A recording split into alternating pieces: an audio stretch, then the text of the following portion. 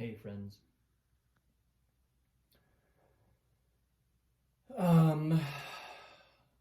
I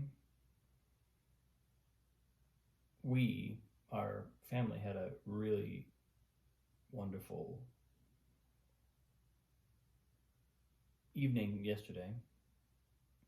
A We have a tradition that I've mentioned on this post, I think 2 or 3 times, just in the last week, of uh, doing basically reflections on the year that has just passed, and then kind of what we're putting forth for the next year. And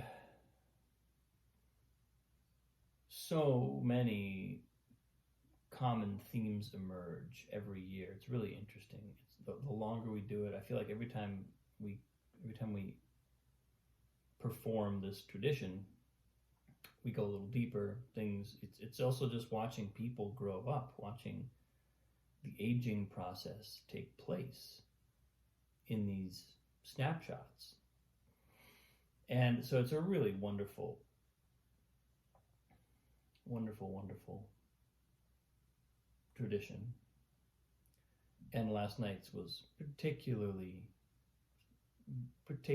beautiful. I think particularly focused. Everyone was really there for it.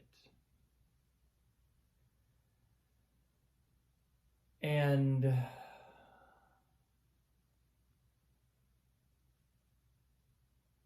so part of me feels like I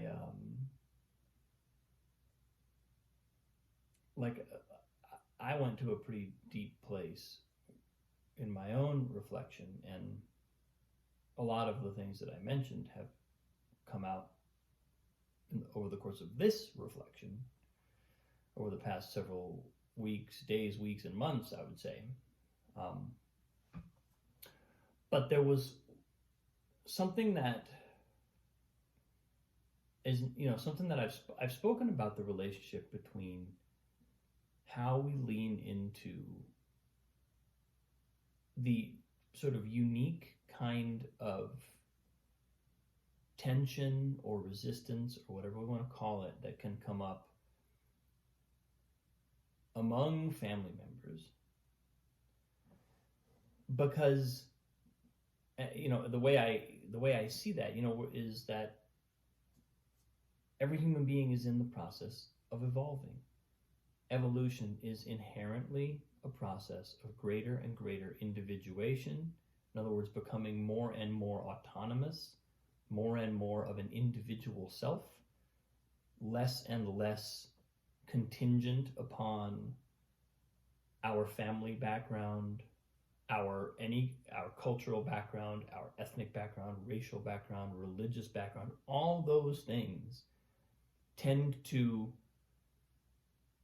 go from being somehow defining our identity for a time to then becoming subsumed, sublimated into a larger sense of identity.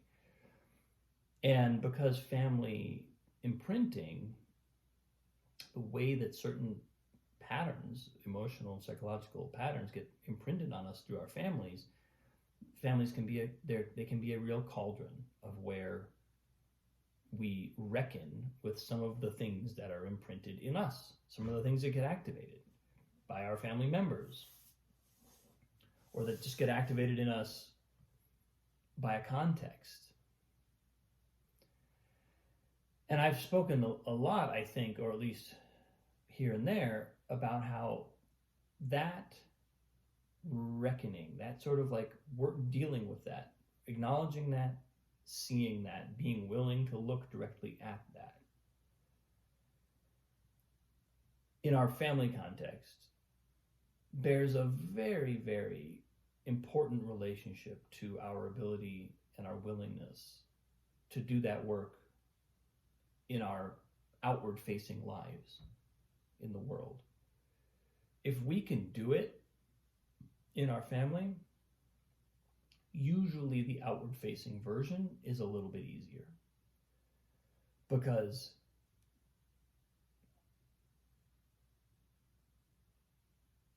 there's kind of no, in the family context, it's really hard to hide things. It's unless we are really being as transparent and honest as we possibly can be with ourselves. It's not that there's going to be anything, it's not that we're not doing anything morally wrong. It's just that we're going to feel restricted. We're going to feel the sense of not quite being fully either honest or show, like clear. We're gonna feel it. Whereas I think this is, maybe I'm just speaking from my own experience. In my outward facing life, I can get away with a little more of that. I can like subtle little ways in which I'm maybe deluding myself or not being fully honest with myself or whatever. They're very unlikely to register in a context full of people who don't know me that deeply, and also, I mean, even if they do know me quite well, as in a deep friendship, there's still a layer of like, it's kind of like fair to keep certain things out of view or to just not go there. And I think, even as I say that, I think there are deep and profound friendships where it's the same as family. That level of vulnerability and real visibility to each other also exists. But my point is more about the value of doing that work in a family context, which translates into an increased capacity to do that work in an outward-facing, worldly context. And I have started to notice patterns, not just patterns in myself that show up kind of reliably in the context, but also even sort of like chronologies of how a set of days will go, like how a series, how a period of time will go. What kind of, what will, both in terms of maybe mood, but also, I think even more importantly in terms of comfort level and clarity and honesty and transparency, like where will I feel totally free and totally like locked in, and where do I hit resistance?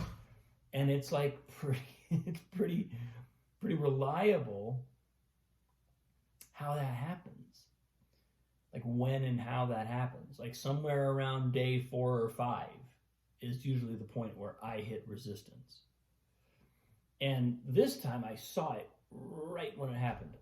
I was like, this is the moment. Now I need to just decide, am I gonna let this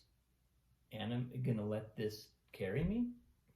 Like, am I gonna let this hook me, or am I going to see this for what it is, as just a macro pattern in the overall interaction?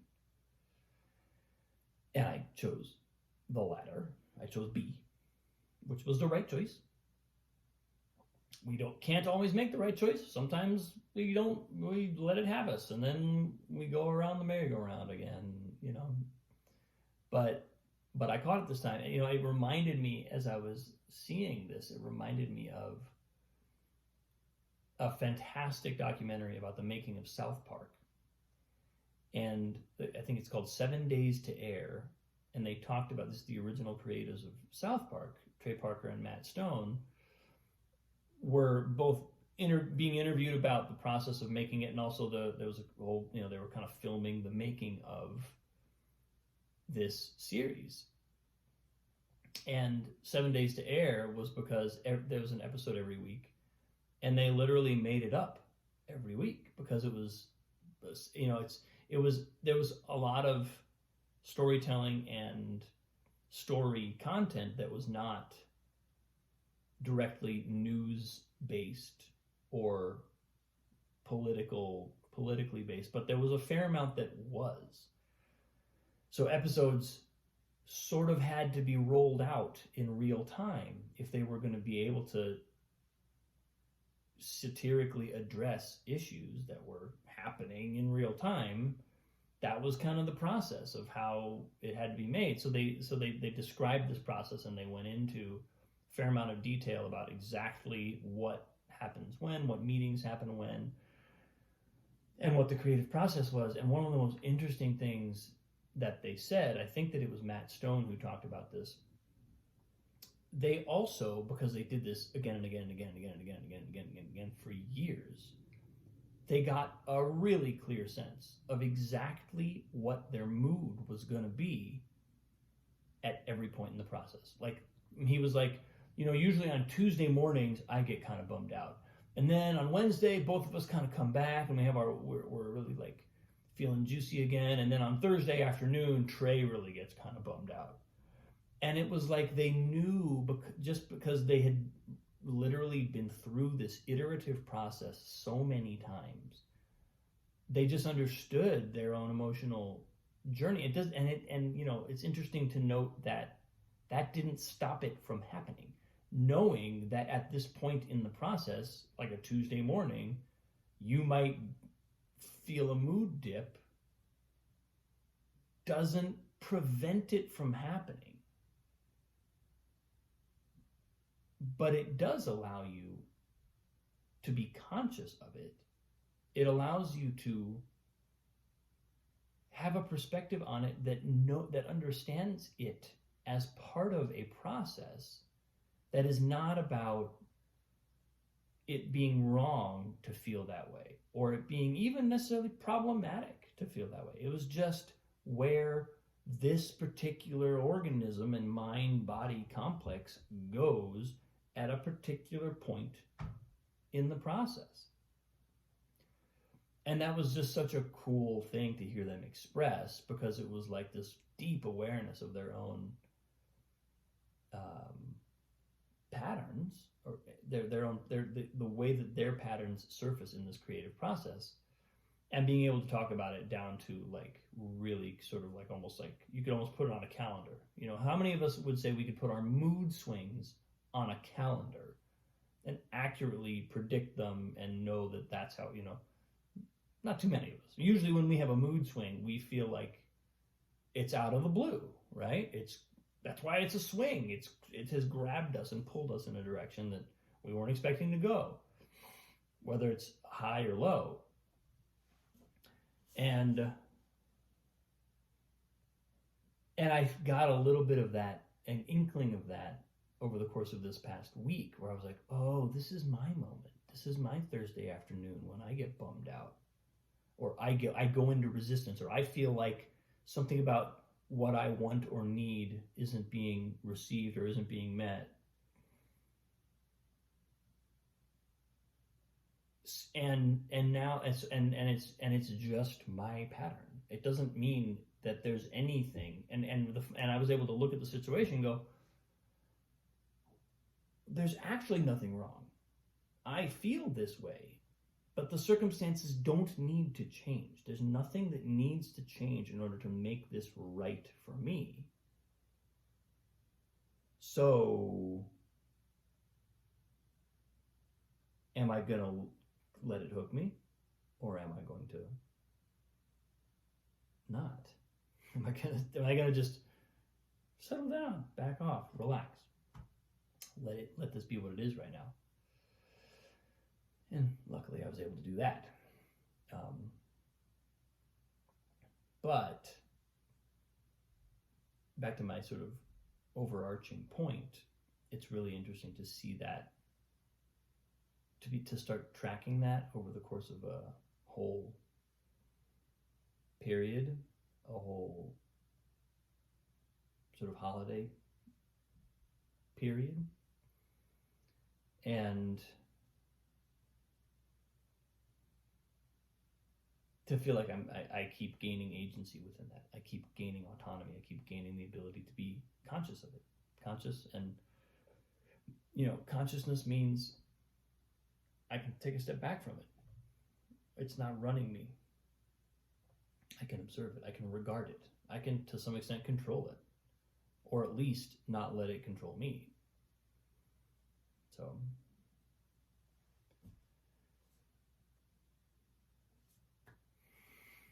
that's where I am today.